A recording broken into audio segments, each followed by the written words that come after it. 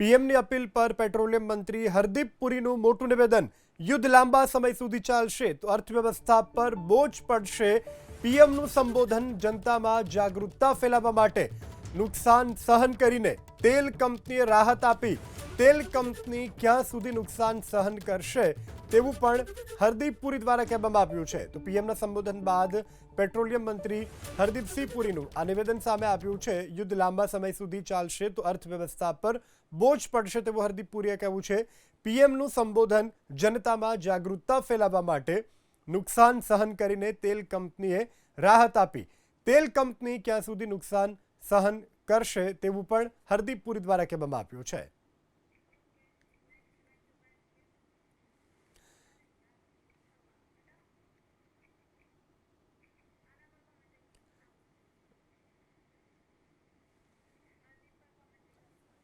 તો પેટ્રોલિયમ મંત્રી હરદીપ પુરી કે જેઓએ આ નિવેદન આપ્યું છે તેઓએ કહ્યું છે કે તેલ કંપની ક્યાં સુધી નુકસાની ભોગવશે।